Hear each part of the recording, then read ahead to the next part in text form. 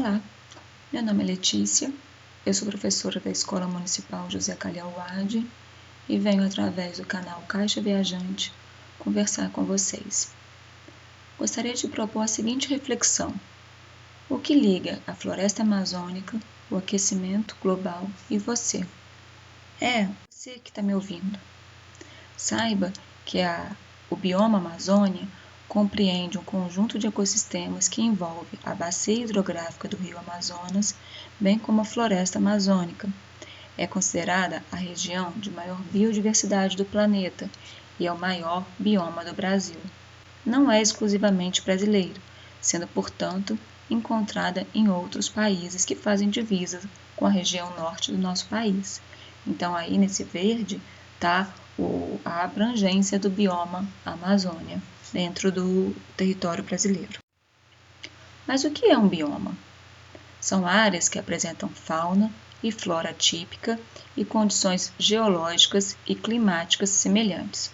Isso quer dizer que, na mesma região, com o mesmo tipo de solo, as mesmas condições do tempo, do clima, a gente tem um conjunto de animais e vegetais que se relacionam naquela região. A floresta amazônica, então, é parte do bioma Amazônia. De todas as florestas tropicais do mundo, a Amazônia é a única que ainda está preservada, em termos de tamanho e de diversidade. Quase metade das espécies terrestres de fauna e flora se encontram na Amazônia. Além das 400 etnias indígenas que só temos lá, então, os conhecimentos dessas etnias só existem na região do bioma da Amazônia. A fauna desse bioma é extremamente rica e conta com mais de 30 milhões de espécies. A flora da Amazônia é bastante diversificada, constituída por árvores, ervas, arbustos, lianas e trepadeiras, muitas delas com propriedades medicinais que ainda são desconhecidas para a gente. Cerca de 17% do bioma foi devastado nos últimos 50 anos. Então, aqui, nesse gráfico, mostra como em julho de 2016, a gente tinha uma área de 739,2 km² desmatada e hoje, em julho, e esse gráfico em julho de 2019, já havia triplicado a área desmatada da Amazônia. Então, nessas duas fotos, a gente vê uma área preservada, uma área junto a uma bacia hidrográfica, então a gente vê um rio e vê a floresta próxima preservada, e aqui uma imagem da NASA de 2019, onde a gente vê cada um desses pontos laranjados é um ponto de queimada. Então a gente vê tanto aqui nos países que são vizinhos ao Brasil, mas principalmente na região da nossa floresta amazônica, dentro do território brasileiro. E essa quantidade de queimada gerou em 2019 uma coluna de fumaça. Então, a gente está vendo aqui uma imagem de satélite com a coluna de fumaça que se espalhou por diversos estados do país. Então, são queimadas que aconteceram nos estados do Amazonas, de Rondônia e do Mato Grosso e que foram percebidas em várias regiões do país, principalmente aqui no Sudeste. À medida que as florestas são queimadas ou retiradas, o processo do aquecimento global é intensificado. O desmatamento da Amazônia gradualmente desmonta os frágeis processos ecológicos que levaram anos para serem construídos e refinados. Então, essa fotografia mostra duas crianças correndo na água, se movimentando na água, enquanto na outra margem do rio a gente vê uma queimada de uma casa e a queimada da floresta. Florestas essas que, para ter o seu equilíbrio, são séculos, são milhares de anos para que a gente tenha uma floresta com esse estágio, igual a gente encontra na floresta amazônica. No entanto, com uma queimada, a gente consegue estragar, determinar esse bioma de uma forma muito rápida. Como é essa influência direta da Amazônia? Primeiro, pela cobertura vegetal, as espécies de plantas que tem lá, a gente tem pela fotossíntese a entrada do gás carbônico e a saída do oxigênio. Então, a floresta consome gás carbônico e produz oxigênio pela reação da fotossíntese durante o dia. Mas como a biomassa, como a quantidade de plantas na floresta é muito grande, essa quantidade de gás carbônico que é absorvida, ela é muito grande, assim como a quantidade de oxigênio que é produzida. O gás carbônico, na atmosfera, em grande quantidade, ele contribui para o aquecimento do planeta.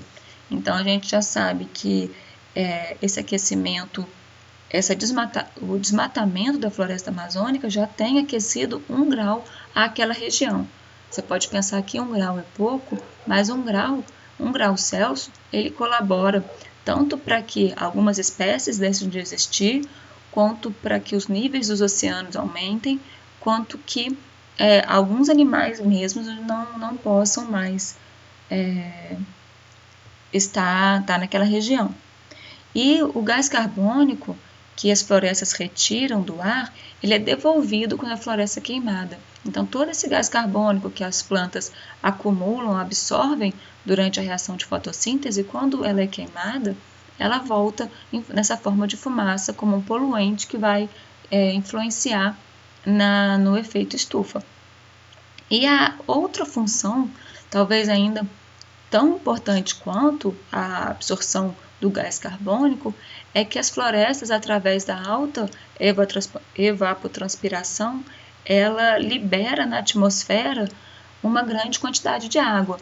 Então, as plantas absorvem as florestas, como a floresta amazônica, absorve do solo úmido, a umidade, a água, e através das suas folhas, elas transpiram, fazendo com que na região da floresta fique muito úmido. E essa umidade, como é que a gente está aqui em Juiz de Fora? O que é essa umidade que é produzida lá no bioma Amazônia? O que essa umidade influencia para a gente? Então, aqui nessa foto do Google Maps, eu coloquei a escola, Escola Municipal José Calhau Wade, aqui em Juiz de Fora, em Minas Gerais, na região da Zona da Mata, e Manaus, que é a capital do estado do Amazonas. E onde que em volta de Manaus e outros estados também, em outras capitais de outros estados, a gente tem a floresta amazônica, que nessa foto está aqui com essa parte mais escura, um verde mais escuro. Se a gente fosse andando até Manaus, daqui da escola até Manaus, se a gente andasse 6 horas por dia, contando que um dia tem 24 horas, a gente levaria 137 dias para chegar lá em Manaus. No entanto, esses rios que a gente chama, esses rios aéreos, essa quantidade de umidade que é produzida lá na floresta pela evapotranspiração, ela chega aqui a gente. Ela não só chega, como ela controla as chuvas aqui da região, boa parte das chuvas. Então, embora seja longe, essa imagem aí mostra pra gente a distância, embora de 4.046 quilômetros, embora seja longe, a gente tem a influência direta do bioma Amazônia aqui na nossa região de Mata Atlântica também. Se o Brasil não tem desertos, ao contrário da maioria dos países de grande tamanho, de dimensão continental, como o nosso, devemos ao enorme volume de vapor de água que forma sobre essa floresta. Então, se a gente acompanhar aqui na imagem, essa quantidade de vapor de água a gente chama de rios aéreos. São rios. A quantidade de água que tem nessas nuvens é a mesma quantidade que a gente encontra, por exemplo, dos rios da bacia amazônica. Então, essa água ela é absorvida através do calor da região, ela é absorvida da água do mar, formando as nuvens.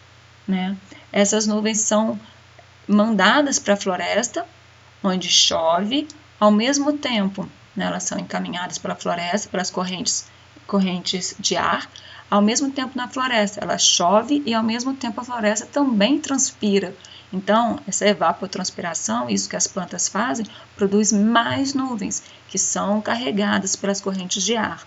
Mas quando elas chegam nessa região aqui da América do Sul, que é onde que a gente tem os Andes, uma grande cordilheira, a altura das nuvens não passa por essa cordilheira e volta aqui para a região, tanto para o sudeste, para o sul e para a região centro-oeste. Então, aí ela traz umidade aqui para a nossa região, de forma que as chuvas, principalmente que a gente vai encontrar durante o verão, a grande quantidade de chuva que a gente tem durante o verão é porque vem essa umidade da Amazônia.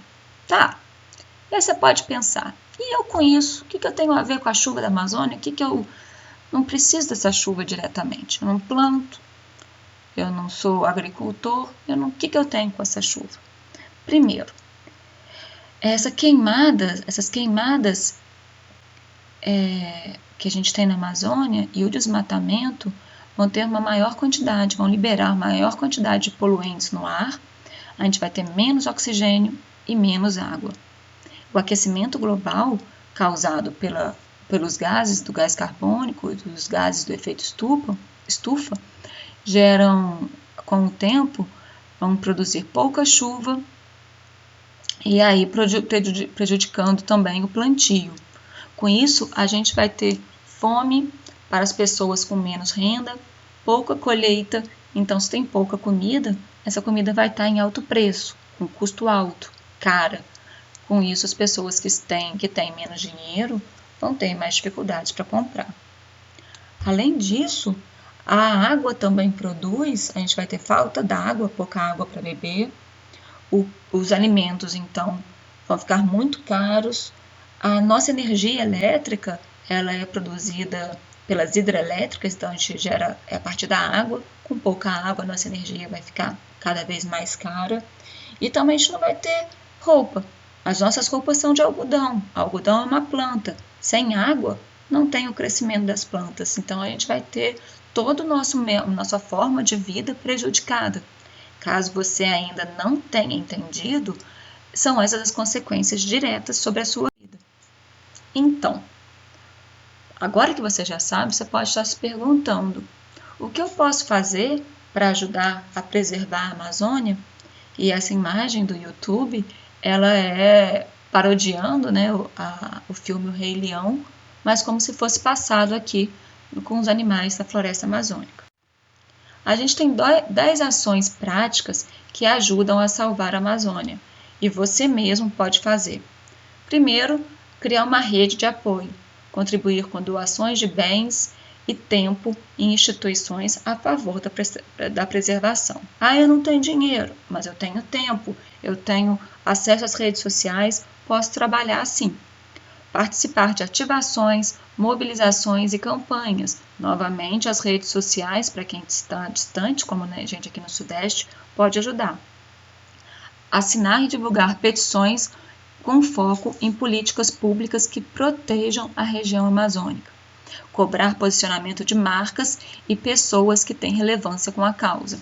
Então, pessoas que estão lá, que estão os nossos representantes políticos, que estão legislando, fazendo as leis de proteção, eles têm que ser pressionados para o posicionamento que a gente quer.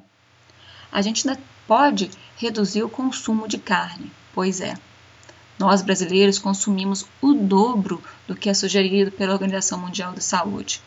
Com isso, se a gente eliminar ou mesmo reduzir o consumo de carne, a gente preserva a floresta. Por quê? Quando a floresta é derrubada, primeiro ela é queimada, depois ela é derrubada e queimada em seguida para fazer pasto. E o pasto, porque a gente come muita carne. Então, em 2014, o passo número 6, a ONU, Organização das Nações Unidas, afirmou no seu relatório anual sobre o gerenciamento de recursos sustentáveis que uma mudança global para uma dieta vegana ou vegetariana é vital para salvar o mundo da fome, da escassez dos combustíveis e dos piores impactos nas mudanças climáticas. Então, a gente pode reduzir ou consumir de forma consciente madeiras e papéis certificados, apoiar marcas que produzem de forma sustentável, Podemos também cuidar da terra, apoiar a resistência dos povos indígenas, apoiar projetos de agrofloresta e outros de impacto socioambiental positivo. A gente faz isso um pouco na escola, né? A gente apoia projetos de agrofloresta com a nossa horta, cuida da terra, cuida do que está perto da gente, mas toma conta do que está longe. Então, dentro do site do Brasil Escola, a gente tem esse infográfico, onde que a gente pega o bioma Amazônia, com esse desenho muito bonito de algumas plantas e de um tucano, né, uma ave da região, a gente tem alguns conhecimentos aí.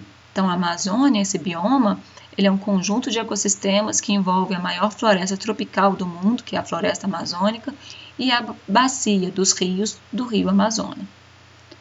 Não é um bioma exclusivo do Brasil. Como a gente viu, os países que fazem divisa com a região norte do nosso país também têm o bioma Amazônia. Nas últimas décadas tem sofrido o desmatamento, cerca de 17% já foi devastado, comprometendo a biodiversidade e o clima local. O clima predominante é o equatorial úmido, caracterizado por muitas chuvas e alta umidade do ar. A fauna e a flora é extremamente rica, tendo como símbolos, por exemplo, o tucano e a vitória régia, que é esse desenho dessa planta que ela tentou fazer abaixo, e é uma vegetação classificada como a mata de terra firme, a mata de igapó e a mata de várzea, que é onde pode sofrer enchente ou não dos rios e dos afluentes do rio Amazonas. Bom, eu pesquisei nesses 3 sites, né, da Carta Capital, do WWF, do Brasil Escola e do satélite da NASA, e convido a vocês a pesquisarem também e me contarem o que vocês acharam, se acharam interessante e o que mais que vocês pensam que a gente pode fazer para preservar esse bioma e preservar de forma direta a nossa qualidade de vida. Agradeço e até a próxima.